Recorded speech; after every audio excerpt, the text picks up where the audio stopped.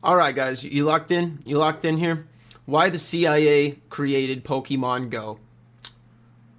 Most people don't know that the founder of Pokemon Go, John Hanke, received funding from What's up, Jack? In-Q-Tel, which is the venture capital firm created by the CIA. And while you and your friends were walking around your city, scanning the earth to catch your favorite Pokemon, the game's developer, Niantic Incorporated, was collecting all that data and using it to build advanced 3D maps to facilitate military attacks on third world countries. You see, Pokemon Go was created by the same guy who essentially created Google Earth. John Hanke was the co-founder of Keyhole, which developed a 3D digital mapping program called EarthViewer. Keyhole's EarthViewer 3D client application uses video Dude, we were out there taking pictures of playgrounds and stuff. They had us taking like video scans of little kids playing on the park.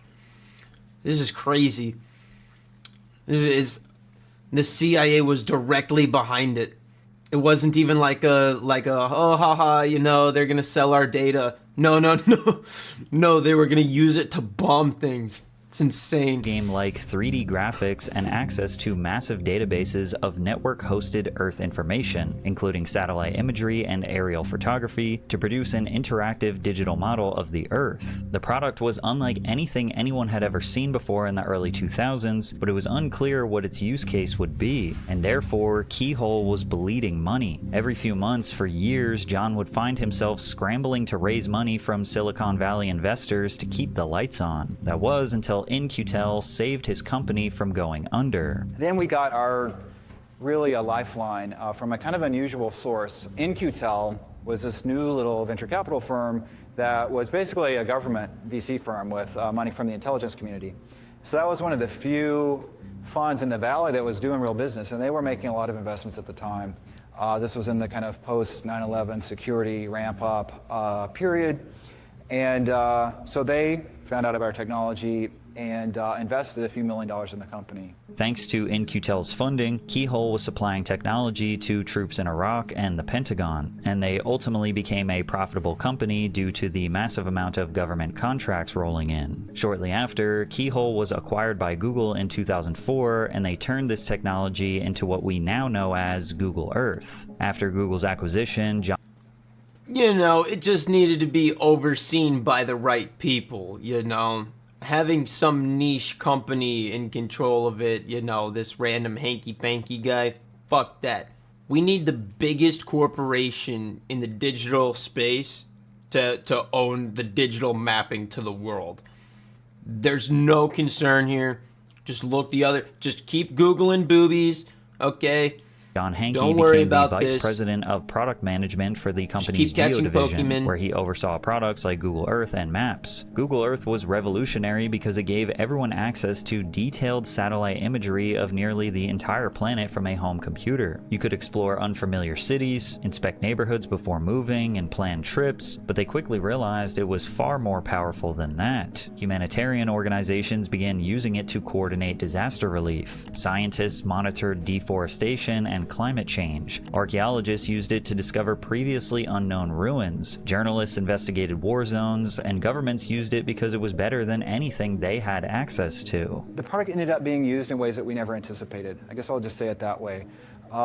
When Katrina happened in New Orleans, the Coast Guard was using Google Earth and Craigslist to basically find where people were trapped and send helicopters in to rescue them.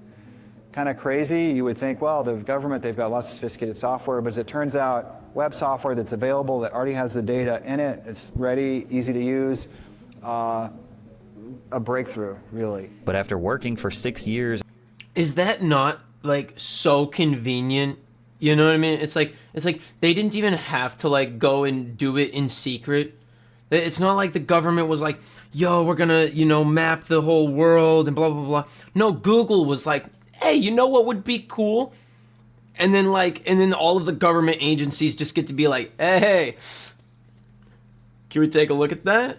Yeah, we can, like, whenever we need, we can just look at all that shit." And they're like, "Sure, yeah, Yeah, that's cool. Inside Google's Sure. corporate ecosystem, Hankey wanted the freedom to combine everything he'd learned about digital maps and augmented reality to create a video game. Now, if you ask me, that seems like a crazy career change. Technically, the foundation of John's EarthViewer product started in college while working with his classmates on an open-world video game idea, but he knew the technology had much more potential, and it did. So after changing the world with his vision, creating a CIA-funded startup for military operations, and then getting acquired by a tech giant, going back to being a video game developer seems like a massive career and lifestyle change. That is, unless it was part of a larger plan. Google actually did not want John Hankey to leave the company. For whatever reason, they felt that his video game idea might become valuable to them in the future, so they convinced him to create Niantic Labs as an autonomous unit inside of Google. Basically, they gave him the freedom of creating a startup, but using all of Google's resources inside. So Niantic wasn't even like an independent company this entire time? Like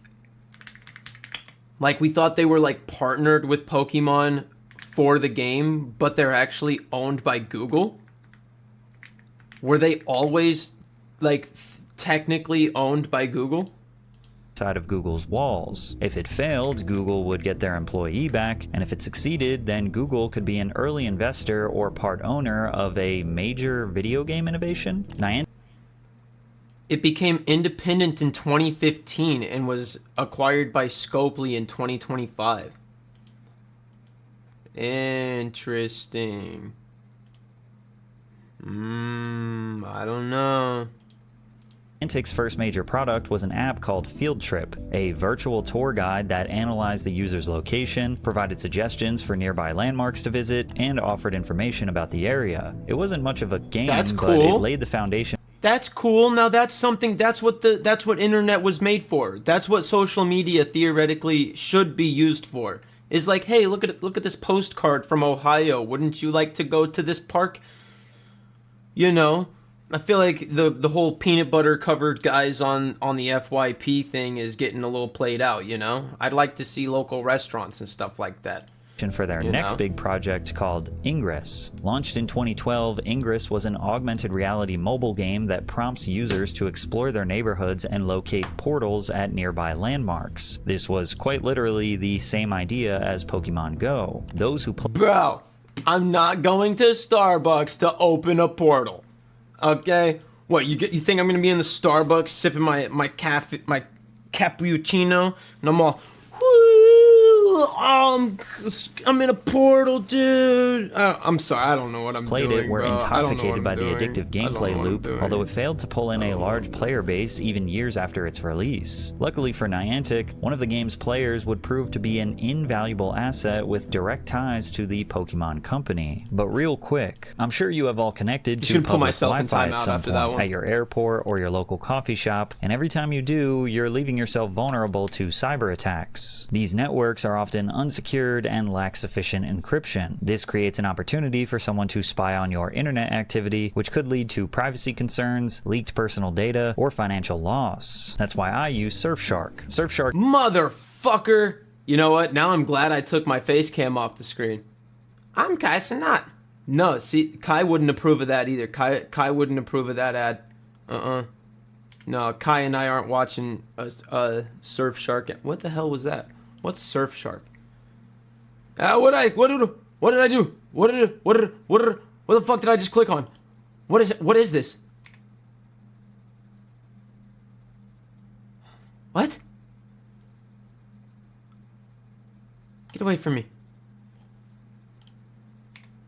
Google Maps engineer named Tatsuo Nomura pitched the idea of placing Pokemon inside of Google Maps as an April Fool's joke. He traveled to Japan and got direct permission from the Pokemon Company to implement the feature. John Hankey asked Nomura to show the Pokemon Company's executive board the Ingress game. Little did they know that the president of the Pokemon Company was already a massive fan of the game. And because of this, Niantic was able to secure a partnership with Nintendo and create Pokemon Go. They launched the game on July 6, 2016, but they never could have anticipated the chaos that would come next. In just 2 months after its release, the app was downloaded over 500 million times and an estimated 21 million. Yeah, we've heard this story 100 times by now, bro. Like, to be honest, I'm getting tired of hearing this Pokemon. Bro, Pokemon Go, everyone was playing it. Summer 2016. We were all there, bro. We were all there. Why? I've heard this story so many Like times Twitter now. and Facebook. The concept was simple. You walked around your neighborhood and searched for virtual Pokemon. You don't have to explain Pokemon Go to us. As users to explore the world around them, offering various digital Pokestops at notable locations or landmarks. These Pokestops served as a hub to Patrick, I love you, bro. That is typically where other creators they put the if you don't know what Pokemon Go is, make sure you watch this other video I made. You know what I mean? And I think he's made a video about Pokemon Go before. Stop, you're reusing contents, Patrick. collect in-game items and use special lures teams by upgrades. Pokemon a fantasy world. This is why it became a cultural phenomenon almost instantly. Public parks were overflowing with players searching for rare Pokemon, restaurants and stores used nearby Pokestops to advertise their businesses, and content creators were racking up millions of views just by playing the game. The game skyrocketed into mainstream pop culture, becoming a topic of discussion on late-night television shows, and was infamously referenced by Hillary Clinton during her 2016 presidential campaign. I don't know who created Pokemon Go. Yes, you do. Okay, so now this is important. This is important. Haha. Okay, Patrick, I see what you're doing. I see where you're going. I see where you're going with this. But I'm trying to figure out how we get them to have Pokemon go to the polls. It's safe to say Pokemon Go was taking over the world, but it wasn't just making headlines for its record-breaking numbers. It was also being linked to real-world accidents, life-altering injuries, and even deaths. Only days after the game's release, 2 men were hospitalized while playing Pokemon. To this day, I cannot believe that people were actually like losing their lives for a shiny Squirtle. You know, I don't even think shinies were in the game at first, bro. Like for like the first year or two. Like they were just for the love of the game, bro. Like there wasn't even like really anything special in the game yet. They were just doing it to do it, dude. They were just playing the shit. Hey, Zaddy. Why did I read that like that? That was not Paula Deen. My brain stopped working and I called her Paula Deen. Who the fuck is Paula Deen? What? Where? Where's Paula Deen? Pokemon Go. They hopped a fence to Who's get Paula access to a Deen? Pokemon on the other side, ignoring a sign warning pedestrians of the unstable ground on a nearby cliff, which both men eventually fell down. The players sustained serious injuries but fortunately survived. Others were not so lucky. A truck driver in Japan hit 2 women while playing Pokemon Go, severely injuring one and killing the other. Players of the game began to find themselves in Dude, Patrick, get to the fucking point, dude. Oh my god. Holocaust Museum to visitors. Please stop catching Pokemon. Arlington National Cemetery wants Pokemon Go users to stop catching them all. Are we back to fucking story building? I'm yellow. I'm all about the yellow. Yeah. Me too. Yeah. Team Instinct, anyone out there? Yeah. Guys, I know who Paula Deen is. I just didn't know how she pertained at all. I don't know where Paula Deen came from. I don't know where Paula Deen came from right now.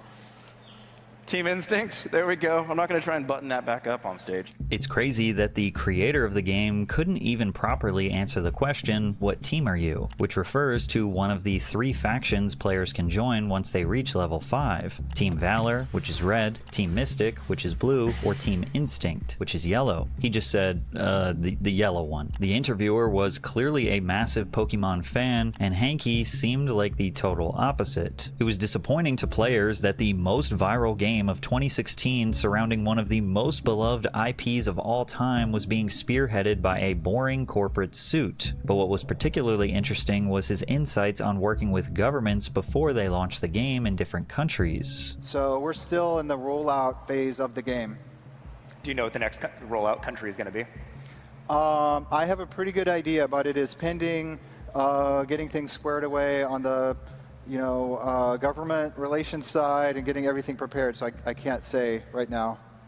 It has been interesting that we didn't really anticipate the level to which it would attract interest from government people and policy people and things like that. But that's become part of the dialogue at this point. So we're getting, more well-versed in those skills. Now, we don't really know what interests governments had with the game. Now, I'd imagine governments had obvious concerns, like tens of thousands of people gathering in parks, people blindly walking into traffic, etc. But Hanke didn't use the word concerns. He said interests. Another thing to note was that South Korea refused to let Google export its detailed government map data to foreign servers out of fear that it could expose military bases and other sensitive locations to North Korea, which made Pokemon Go nearly impossible to launch across most of South Korea. China also heavily regulates foreign access to geographic data and blocked Google Maps entirely because it considers detailed mapping a matter of national security. In other words, while most players saw Pokemon Go as a harmless mobile game, entire governments were already treating the data underneath it like a potentially dangerous military asset. The question is, did Niantic Labs know that they were wielding a dangerous military asset? Well, there was this one controversy that came up where iPhone users discovered that signing in through Google gave Niantic full access to their accounts. Per Google's own description, this meant access to both view and modify anything in the account. To many, they believed that this meant unfiltered access to their images, videos, and emails, although it wasn't that simple. Niantic stated that it only had access to the user's IDs and email addresses, and Google personally verified that no additional information was given to the company. So since Niantic couldn't steal the data just by someone making an account, they had to trick users into giving it up for free. And what resulted was one of the most ambitious geospatial data collection projects ever hidden behind a mobile game, one whose technology would later facilitate devastating military operations. 4 years after the game's release, Niantic introduced an interesting new feature: AR mapping tasks. Pokestops marked by notable landmarks would now offer.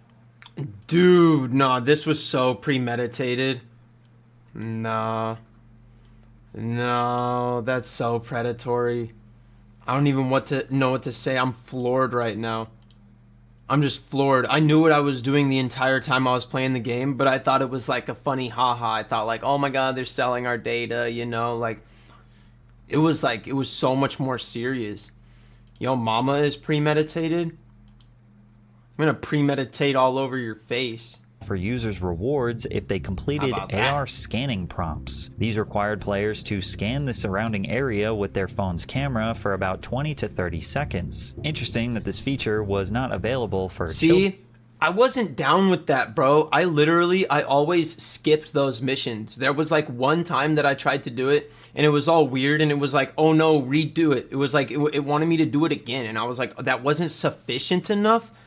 Like it wanted me to like get everything, It's like, no, make sure you get little Timmy on the swing over there, I'm like, oh, children's I was like, I'm not down From with the this. player's perspective, the You're asking feature me to was scan a relatively harmless. kid's They had park. already become accustomed to Pokemon Go tracking their location and having access to their cameras. So when Niantic offered free rewards with the promise of game improvements, players were eager to take part. Niantic claimed that the data collected would inform the game's engine to understand the depth and complexity of the real world. This would make for a way more immersive experience, in which virtual objects could seamlessly integrate with the world around them. And No. It's the Super Saiyan version of the Google CAPTCHA.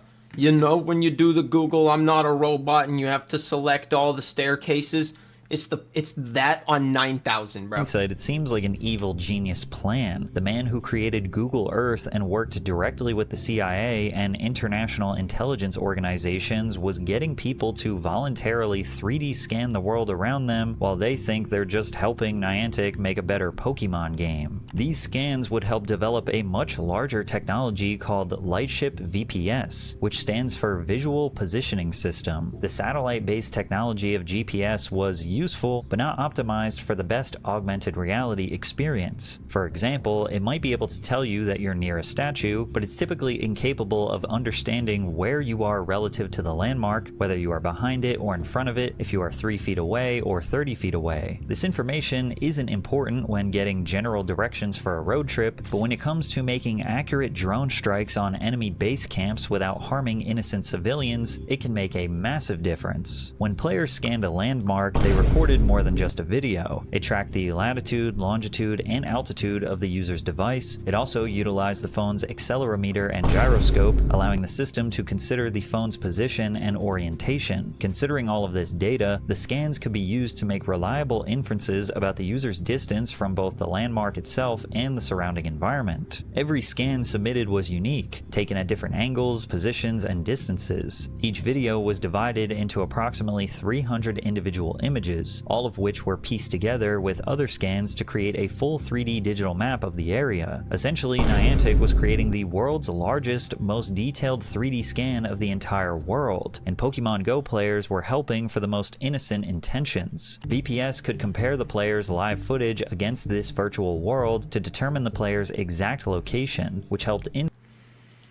It's too much for me, bro. When is martial law setting in? It's all right. We know it's coming now. We know what's coming. When is it coming? How fast do I need to stockpile beans and stuff and like move to a dirt hole in the middle of the forest? influence where objects and Pokemon would be anchored within the real world. Think about how NPCs in Grand Theft Auto sometimes mindlessly walk around with no intention or logic applied to them. Pokemon Go was similar initially, but with this new technology, the Pokemon could now be programmed to interact with their surroundings. Instead of being mindlessly placed on the ground, they would be able to hide behind the landmarks or even climb on top of them. Put simply, the goal of this technology was to make a near-perfect replica of the world the way that humans would experience it, so that the Pokemon in the game could literally interact with the world the same way a human might. And players were willing to sacrifice 30 seconds of their day if it meant free rewards and a better experience down the line. And by November of 2022, Niantic revealed that they had developed more than 120,000 digital maps of various locations throughout the globe. But technology this powerful would be wasted if it were only used for Pokemon Go, and Niantic understood this deeply. While they stated their goal was always to give people tools to become 21st century explorers, it felt like they were leaving a massive opportunity on the table. But VPS also had a major limitation. The system was only able to recognize information it had already been given. If a landmark had only been scanned from the front, the model would not be as effective when used from behind. And if it had received no prior information on a landmark, there was nothing the model could work with to provide an immersive experience. They had now gathered enough data for 1 million different waypoint locations to have full VPS integrations, but there were still millions of locations that had not been fully scanned. Niantic sought to fix this issue with their large geospatial model announced in 2024. The goal was to take all of the combined data they had collected and use AI to make inferred guesses about partially unscanned locations. Niantic uses a church as an example. If players had only scanned the front of a particular church, the VPS technology So you're just gonna use AI to fill in the gaps of the world? You're just and then use it for drone strikes and shit? How is that gonna work out? Yo, ChatGPT can't tell time. If you ask it to start a stopwatch and then ask it 3 seconds later how long it's gonna tell you it's been 8.5 hours. Bro, we're relying on AI to fill in the gaps of the world, and then we're going to use it for warfare? Oh boy. might be unable to recognize footage taken from behind, but the large geospatial model could infer based on thousands of other churches that had been fully scanned and make an educated prediction about what the back of that specific church would actually look like. Humans have the ability to do this naturally. We are capable of applying our personal lived experience to make inferences about our environment. If I showed you the front of a house, you could probably make a pretty good guess about what the back of it looks like. You might not get every detail right, but you'd expect windows in roughly the same places, a back door, maybe an AC unit, a fence, or a patio. Your brain does not know that specific house. It's recognizing patterns from thousands. Yeah. But what AI doesn't understand is human intervention. It can't predict the independent variable. Like it's gonna miss so much shit when it's trying to just fill in the gaps and map the entire world. It doesn't know what the back of every church looks like. It doesn't know what's in every field and what's on every mountain, or where every peak dips and fucking shifts and switch and flips and does a freaking backflip. Okay, you can't predict human intervention. Thousands of houses you've seen before. Niantic wanted AI to learn that same instinct, but with near perfect precision. And only months after announcing their large geospatial model, Niantic made the shocking decision to sell Pokemon Go. While Scopely Incorporated acquired the rights to Niantic's catalog of games for $3.5 billion, Niantic retained all of. Dude, best case scenario, they just sold the biggest pile of bullshit to this company. Like best case scenario, they were like, man, dude, all this data, it's really not really that useful. Fucking, what can we do? What can we do? Hey guys, you want to buy this? It's really useful because you can like latitudinally, logically map where you can bomb stuff, and like you can like sell that priority information to the government, you know? And we got a whole map of the world. We got a global 3D map. Yeah, we mapped basically the whole world besides what South Korea. You really want this, okay? 3.5 billion. That's a deal. That's a steal, if you ask me. Deal? You shake on it? Shake on it? I don't know. That's best case scenario. Worst case scenario, shit's gonna get cleared out, and Pokemon Go is gonna be responsible for it. Of the data, research, and technology they had been developing over the last decade, which includes their VPS and geospatial models. In other words, they kept their most valuable IP, sold the rest of their got the data, and were ready to move on, leaving Pokemon. Ooh! They kept only the data? They sold just the game and what it does, and they kept all of the global 3D mapping and all that shit?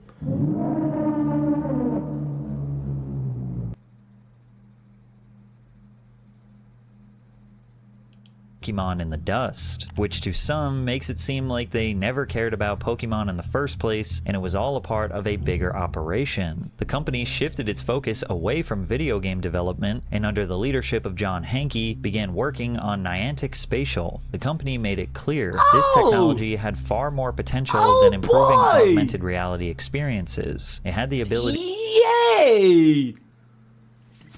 Great! I'm so glad that he.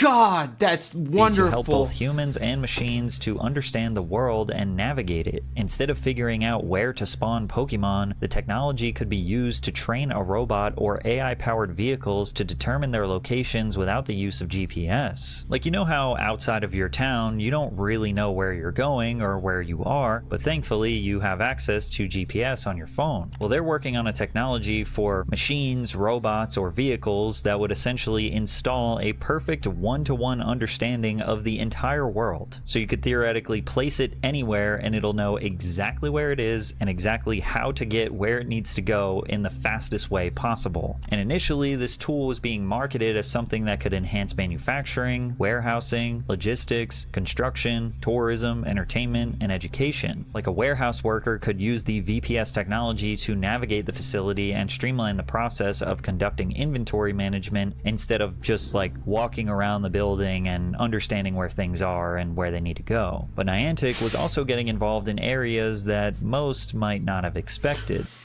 I genuinely cannot tell if he was being sarcastic or not right there. Instead of just, you know, understanding where things are and where they go and finding them with your instincts, you know, now you can fucking walk down the aisle with a phone and let AI predict where you're going until you walk into the wall.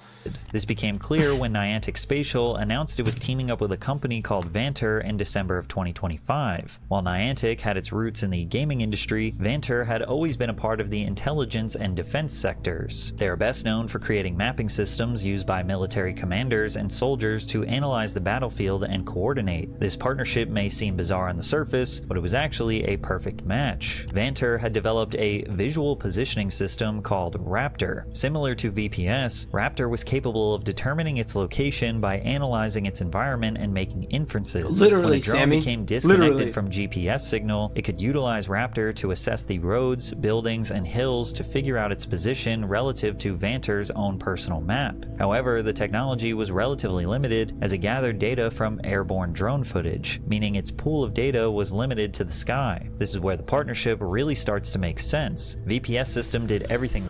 Is there some sort of wet dream that like the billionaires are chasing right now to have just like an automated you just want an automated society.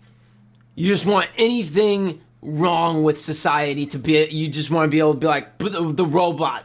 You got the robot. You got nothing to complain about. You got the robot. Guys, the robot can do that. Stop being a bitch. You got the robot. Okay, you got to go to work today? Send the robot. Raptor did, but on the ground floor. Stop Specifically, it bothering gave me. the same tools to both Buy troops a on the robot. ground as well as AI-controlled robots and vehicles. With Vanter in the sky and Niantic on the ground, the two companies hope to create a shared digital map that can be used by drones, vehicles, and people with or without the use of GPS to stay connected. Was Niantic developing weapons or making decisions in regards to active combat? No, but they were playing a role that is arguably just as important. They were helping AI-powered drones understand where they were and help them stay coordinated with personnel on the ground. Technology originally marketed as a way to make your Pokemon catching experience more immersive was now helping drones, vehicles, and soldiers coordinate on the battlefield. Niantic has continued to become a more prominent part of the defense sector. Recently, the visual positioning system received awardable status through a federal marketplace, Tradewin Solutions, meaning that government agencies were able to negotiate deals and purchase the technology for their own use. And taking a look at Niantic Spatial's website, they appear to have struck deals with the United States Coast Guard and the Air Force. So this isn't some kind of crazy conspiracy theory. The data they gathered through Pokemon Go was used to develop mapping technology that is literally being used by the military. I'm not sure how many Pokemon Go players who agreed to participate in AR scanning would have done so knowing that this was going to be used for the military, which is why now Yeah, dude, that's what I keep saying. It's like, yeah, we didn't think we were like contributing to, warfare. We thought maybe they were gonna like, market new stuff to us based on what they saw in our house, We thought maybe they're using a robot to see what's on my shelf in my kitchen when I'm feeding my Pokemon real quick. You know what I mean? You pop open the app, your little Pokemon, he always has a present for you so that you open up the Pokemon pet and then it pops out in real life and you got to scan your kitchen and then you're feeding him in the kitchen. I thought they were just going to use that to like market stuff to us, but like they were like, no. We're going to bomb your house. No, we mapped your bathroom. We know exactly how to shoot through the window to hit you perfectly in the neck while you're taking a shit. Now, tons of players feel like they were straight up lied to. When Niantic Yeah. first introduced the AR scanning feature, the company was transparent about their intentions to an extent. It told players that these scans would be used to create a better gaming experience. And while they did make it clear that this data would be used in apps outside of Pokemon Go, I'm not sure if anyone expected military defense applications, which is why it seems as though this was always the purpose of creating this technology. When you think about it, Niantic was never really a game developer. They have always been a mapping company. Think about their origins. John Hankey's first business, Keyhole, had direct ties to the CIA, and he later went on to work a high-value job in Google's Geo division. He always has been aware of the massive price tag governments are willing to place on data, and with Pokemon Go, Niantic had access to information. Oh, so he's kind of like Robin Hood, but not, because he's stealing from us too. He's like fucking us, but he's also fucking the government. Is that what I'm hearing? He just wants to see the world burn. And that Yo. wasn't available anywhere else. Pokemon Go was meant to be a family-friendly experience. It drew players in with the promise of getting to be fully immersed into a core part of their childhood in a way they never could before. It was also a defining part of many of Gen Z's childhoods. But the dark reality is that if Pokemon Go proved anything, it's that you were never actually playing a game. The game was playing you. And if discovering the deeper, suspicious intentions behind game developers is your favorite type of content, check out the video I made on the game Skate. Oh my god. Nah, Patrick, I can only watch one video from him a day, bro. That was a loaded gun. Oh my god. Oh well, you should have read the terms and conditions. Maybe you shouldn't be using Pokemon for military mapping. No, Sammy. Okay, we have no reason to expect anything less of them. Okay, that was our fault. We should have expected it. You know. That was insane. My brain feels fried after that one. Usually, like I feel like activated during the reacts. I felt like my brain was just imploding on itself. I love learning. That hurt. That hurt.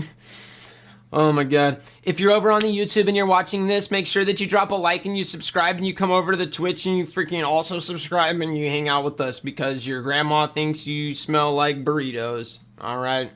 You get away from her and come hang out with us. We're gonna spray you down in the front lawn. Alright?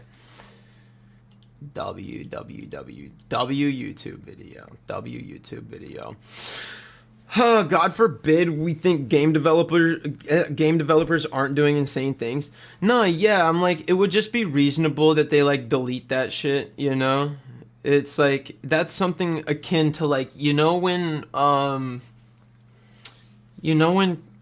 you like scan your ID for an app or whatever, and it's like, oh, don't worry, it gets deleted right away, like right after we verify or whatever. It should be like that, right? Where it was like, oh, scan your surroundings, and it just gets immediately disposed of because it was just for funsies, But no, if something's free, you're the product, and oh my god, think about it. For a free mobile game, Pokemon Go was insane, bro. It was insane for a mobile game. What if I smell like burritos? You can come hang out with us. Even if you smell like burritos, little buddy.